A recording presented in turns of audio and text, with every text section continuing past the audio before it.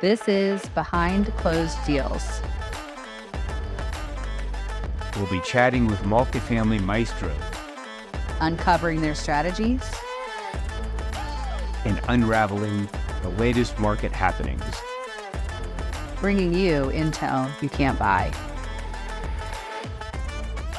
Hello and welcome to Behind Closed Deals. I am Hannah Ott with the CBRE multifamily team, and today I am joined by George Tikijian, Claire Hassfurther, and Sean Pingel.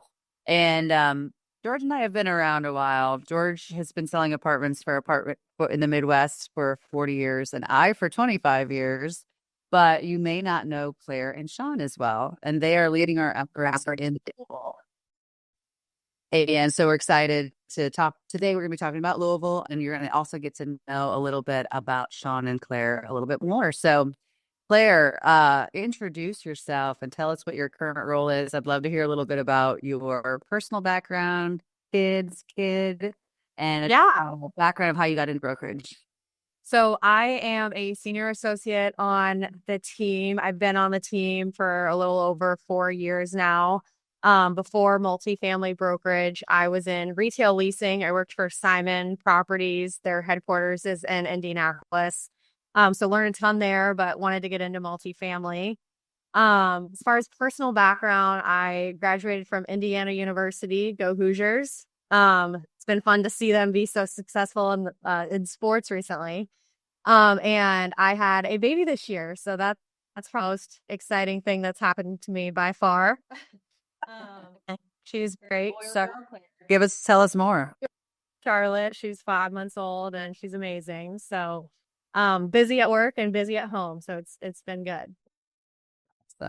Awesome. Well, Claire, you've been an amazing addition to the team. When you said 4 years, I was like, in some ways, it doesn't seem like it's been that long. And in some ways, it feels like you've been on the team forever. So I agree.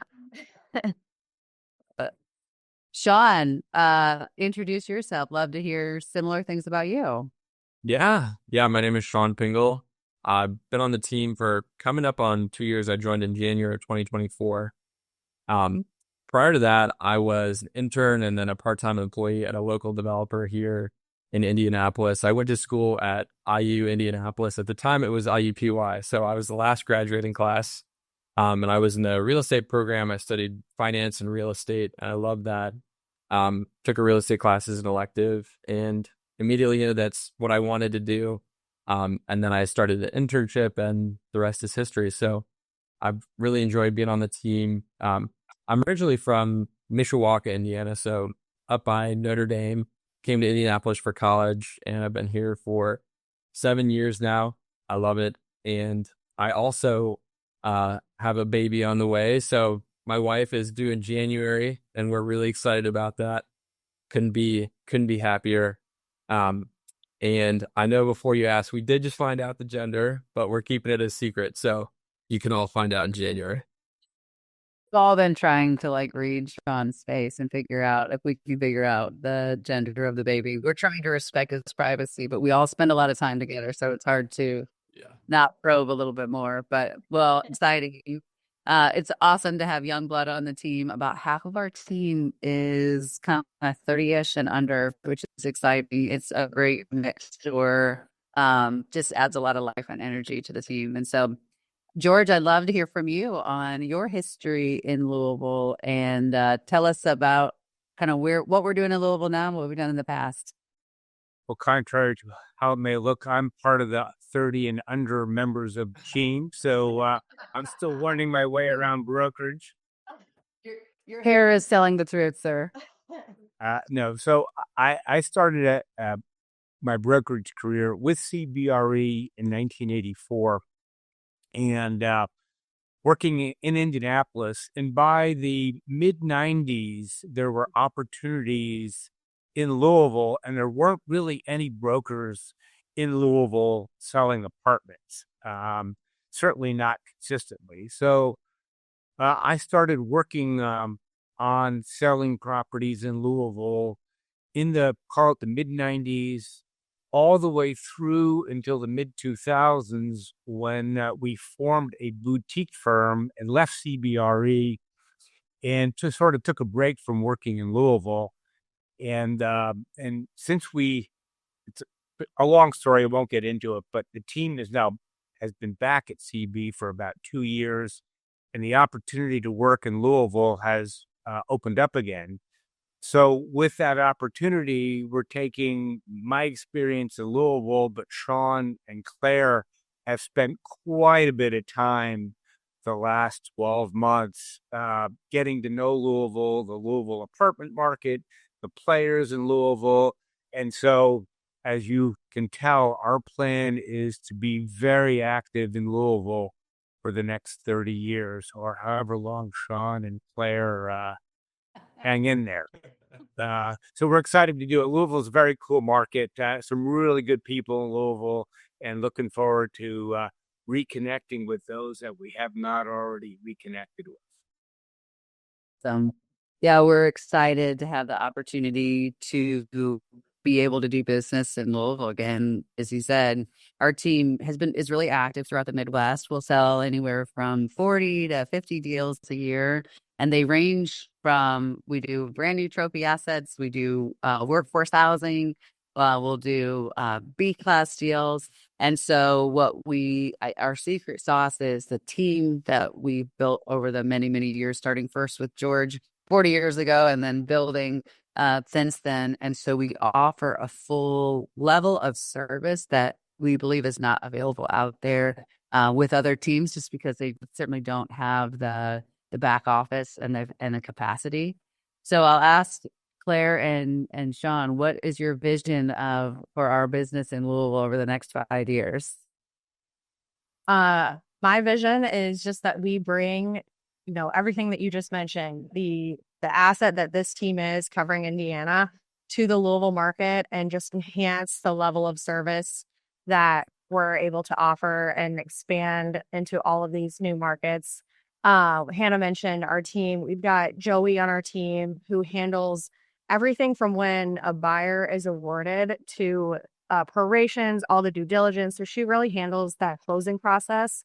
And that's something that really differentiates us from other brokerage teams. And it really helps sellers and helps the management team of the sellers, and takes a lot of work off of their plate. So I think that's something that really differentiates us.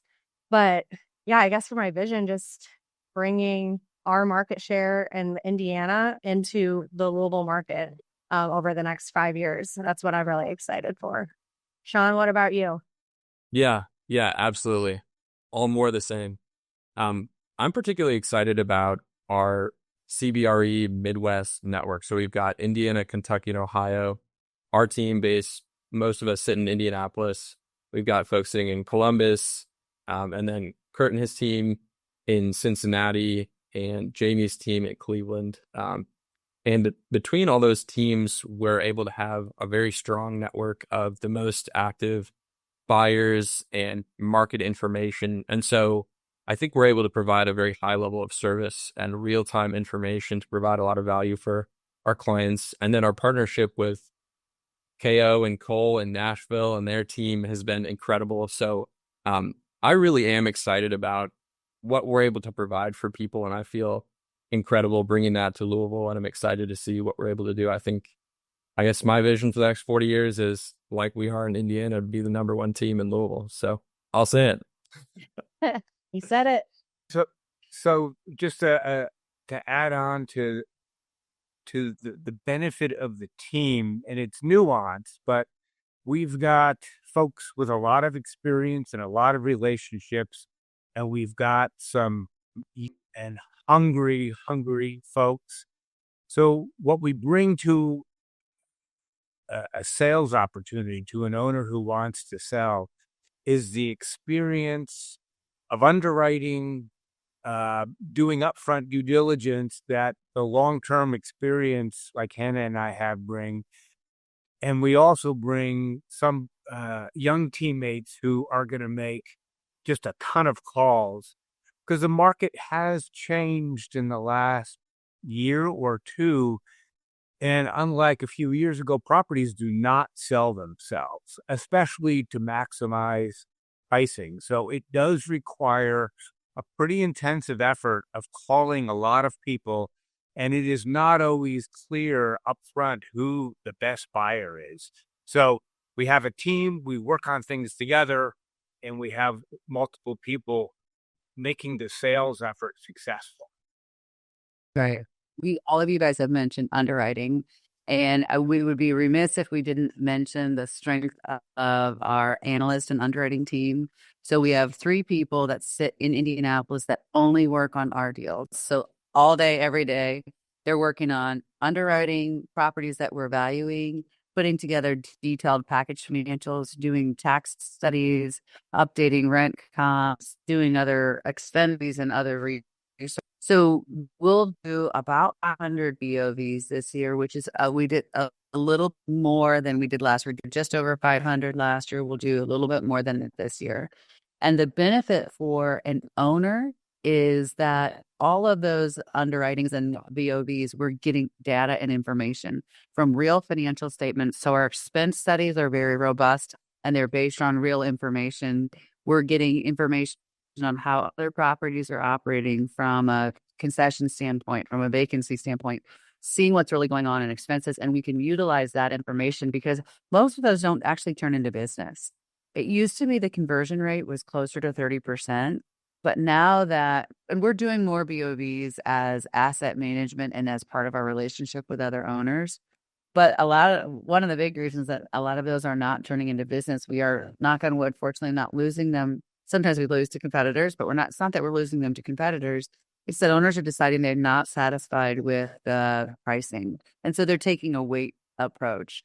And so all of those aren't turning into business, but they're all access to data that we can utilize when we're underwriting properties. And that's a big benefit so that when you get a BOV from us, it's data rich. It's full of extra details. Our average BOV has about 40 pages in it, and most of it is financials. There's some 10 pages of marketing information in there, but you're getting a high level of data and information from our team. We do our due diligence as much as we can upfront before, as part of the BOV process, before putting a property on the market, because we want to avoid retrade. So we want to find issues when we're pricing the property, not when a buyer and a lender are pricing the property. And that level of detail also helps mitigate not only just retrades from a buyer finding something that was unknown, but dealing with problems up front, because there are more headwinds now in the market. It felt like in 21 and 22, anything we put on the market sold. There was if a buyer had to put more capital into the deal, no problem, because equity was readily available. Now, if things change, after you award the deal, it's a problem. It's a problem for financing. It's a problem for the buyer and their equity. So we're vetting all of that stuff out up front, which we'll certainly do for all of our deals that we're working on in Louisville. And Sean, we got to be part of a portfolio that just sold, and it was a combination of properties in Indiana and Louisville. Tell a little bit about that story. That was our entree back into Louisville, which was great. Yeah, it was a great process. So we were partnered with the senior housing team. There's a portfolio of 7 properties, 2 in Indianapolis and 5 in Louisville. And we had incredible interest from institutional partners across the country, and were able to run a rigorous competitive process and had a great outcome. I'll keep quiet on some of the details, but you're welcome to reach out and ask us how it went. We were very pleased with the outcome there. That's great. Well, let's shift a little bit about what's going on in the Louisville market specifically. We just had a Louisville event a couple of weeks ago, and we had a great turnout, and we had a big presentation put together about what was going on in Louisville that Claire and Sean put together. And we actually ended up just hanging out with our clients and friends there and really just having that more interaction. So we have a lot of updated information. So Claire, tell us, why are people buying in Louisville and what's great about it? So what has attracted a lot of groups, I say Midwest, Sean reminds me that Louisville is more so part of the South, but what's attracted groups to Louisville has been rent growth recently. So in April of 2024, Louisville's rent growth was the highest in the country, which is really exciting. It's got great market fundamentals. I will say rent growth has been moderating. Year to date in 2025, rent growth is about 1.4% for the Louisville MSA, which is still very impressive, and it puts Louisville just outside of the top 10 markets. But part of that is all of the job growth and the extremely diverse economy in the Louisville MSA. And I'll let Sean give a little bit of an update on some of the major job announcements we've seen there. Yeah. As we were preparing for our event in September, I was just reminding myself of everything that's happened. And just in August, there were two huge announcements. So a $1.9 billion expansion by Ford to create an assembly plant to build their low-cost electric truck that they're going to be rolling out.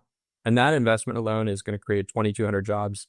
That's a huge addition, but it's small compared to the other investments that Ford has made in Louisville. So their confidence in Louisville and continued investment is a great sign to investors. GE also announced a $490 million investment to create combo washer and dryer units that probably some of us are very familiar with. Hopefully they can improve that product. It's a great thing when it works. But that's going to be creating 800 new jobs. And GE, that's their largest manufacturing location in the U.S. So they have heavily invested in Louisville. They continue to invest there, and it's a great sign for the economy. And then River Ridge Commerce Center. This is in southern Indiana, and it seems like not everybody knows about it, but it's a massive, massive deal. The investment in the River Ridge Commerce Center near Jeffersonville the economic impact is estimated at $3 billion now, and it's continuing to increase. They're only about 70% done with developing the Commerce Center. And right now, the job creation from that alone is just over 19,000 jobs. So there's massive increases in economic development that's led to that excellent rent growth. What's going on with new development in Louisville in terms of how many units are being added? Kind of where is it being built? Is Louisville overbuilt? What's the story there with development? So most of the new development is centered around southern Indiana. So we saw in year to date and in 2024 around 6,000 recently completed units. That's about 4.5% of the total base. There's about 130,000 units in the Louisville MSA. However, there's only 3,200 units under construction. So we are seeing a decrease in new supply that will be coming online in the coming years. Although there has been a lot of recently completed units, there's been so much growth and so many new jobs, as Sean mentioned. We're not expecting to see an issue with absorption, even though the lease-ups might be slower in the near term. Yeah, we actually had positive net absorption in the last year in Louisville.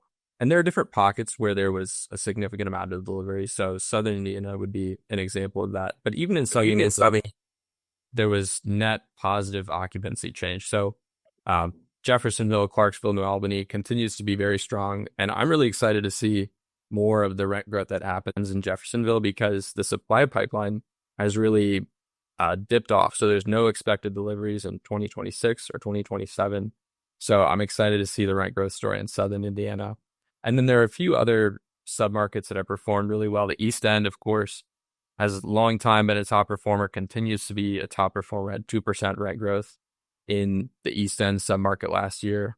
And then downtown has struggled some, but I think that the confidence from local investors who are continuing to develop downtown gives me great confidence in the future of downtown. I think I just heard that Louisville got a football team, so the Louisville Kings. I'm excited to see the impact that has. They're going to be playing at Lynn Family Stadium, so go Kings. But even with all these deliveries, Louisville has done really well. And like Claire mentioned, it's continued to be a top rent growth market in the U.S. And even at about 1.4% rent growth year to date, it's still in the top 20 rent growth markets. So it continues to be a top performer.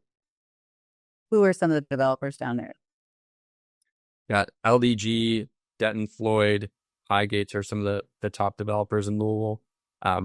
There's some investment from groups who aren't based in Louisville or Southern Indiana. because the tax treatment is a little bit more straightforward. So it makes it easier for outside parties to get involved. Right. Well, we thought this would be a good opportunity also for you guys to get to know Sean and Claire a little bit better. So we'll end with a quick lightning round of some questions. And George, you should answer these too. Everyone, I'm sure, will enjoy getting to know you better as well. So it's Louisville, it's Kentucky. So let's talk about bourbon. Claire, bourbon or bourbon on the rocks? On the rocks, for sure. Nice. Sean? I like to go neat. I'll maybe add like a drop or two of water. You have had, purified water, but it brings out this flavor profile a little bit more. George? Neat in the winter, rocks in the summer. Anna, what about you? This may not be a popular opinion, but I like my bourbon with Diet Coke. That's On the rocks and with a splash of Diet Coke. And if I'm feeling really sassy, a spittle splash of regular Coke. But I do like bourbon. But I do. I know that's not a true bourbon thing for sure. Bitters in a cherry may be better for you. That's right. Yeah. I like bourbon in an old fashioned. Yeah, I might do that myself, honestly. That's right. It's got to be pretty nice to go straight up. That's right. Morning person or night owl, Sean? Oh, definitely morning. Yeah. Ask my wife. Definitely morning person. I love it. George? Definitely morning. Okay, I'm going to put you on the spot, George, but when we first started working together many moons ago, I think you said you were getting up at, you used to get up at 4? I got up at one time, 3 o'clock, between 3 and 4, worked at home for a couple hours and came into the office. These days, we've got a big team. I don't have to do all the number crunching underwriting. So I get up at 5 and enjoy the Wall Street Journal and come to work in the office, not from working from home anymore. Oh, man, that was a big shift when our team started to grow. So I learned this from George. And so I also got up early. I could never crack more than like 4:45 or 5, though. Like that was, but we used to do underwriting in the morning. Like literally do underwriting in the morning because we didn't have an analyst team. This was a long time ago. Man, I'm grateful that I still get up early, but I do other things, sort of prep myself for the day. Claire, how about you? I'm definitely a morning person. I feel like most energized in the mornings and just ready to get after it. But now, especially with having a baby at the house, it's nice to get up before she wakes up and kind of get some things done, prep for the day. So. Claire, what is something you always have in your car? Oh gosh. My phone is an obvious one. That's not a great answer. I normally listen to a podcast anytime I'm driving in the car. If that counts as an answer. So Sean showed me a great one about the Louisville market. Louisville Business Journal has a good podcast. Or just the Indianapolis Business Journal has a great podcast. So I'm typically listening to something like that. John, what about you? What's always in your car? Yeah, I love the podcast. Shout out Louisville Business First. They're great. I always have in my car. I love gum. I like to be chewing it all the time. And lately, now you wouldn't be able to tell, but golf clubs. I've got my clubs in the trunk all the time, but I'm still pretty bad at golf. So if anybody really wants to, boost their confidence and win a round of golf, just invite me to come play. George, how about you? Well, for the first, let's say, 30 years of my career, I always had a street map guide in my car so that if I needed to find my way around, I had a map. The last, let's say, 15, 20 years, or more recently, I have an available properties brochure so that when somebody says, what's the pricing guidance on a property, since I can't remember all of them, since we do so many, I have it written down with a cap rate so I can quote the cap rate. So that's always in my car now. That's a good, yeah, I guess I should have said I always have a few like stray OMs that in my trunk. Those are always in there. So I was Hannah. So Pretty soon, Claire and I guess Sean, you'll both be saying Cheerios. Yeah, no kidding. RC and Cheerios. I'm Cheerios. So what do you have? McDonald's wrappers? You have teenagers. I know. You know what I always have in my car, and I'll tell on myself a little bit, and this drives my husband crazy. I always have random utensils like a spoon, fork, a bowl or something, because I eat in my car almost every day. So I don't eat early, and then I work at home for a couple of hours early in the morning, and I usually eat breakfast on the way to the car, and I don't like plastic. So I'll have like Greek yogurt, or like sometimes I eat a salad in my car on a plate with utensils. And so when we get low on utensils, my husband always says, like, how many spoons and forks do you think you have in your car right now? Which I keep it in the center console because the car is very neat except for that. So that's my embarrassing thing that's always in the car. But I do also always have an available properties, a bunch of random OMs in the back, and a bottle of water. Those things are like always in my car. We won't ask you how you clean your utensils in between using them. I throw them in the console and forget about them until it's time. Just pick them and clean them. until it's time for them to all come inside. This is the Gross Podcast. I know. You know what? We're human. We're all just human. So, well, we are very excited to be back in Louisville and to have our business growing in that market. We're also fortunate to have great folks on our team like Claire and Sean who are making this a priority and making really good progress there. And so we're excited to connect with you, whether it's in Louisville or Indiana or with our teammates in Columbus, Ohio. And as George says, you're only as good as your next deal. So we'll see you on our next deal. Thanks for tuning in. Stay in the loop by hitting that subscribe button and check the show notes for additional resources.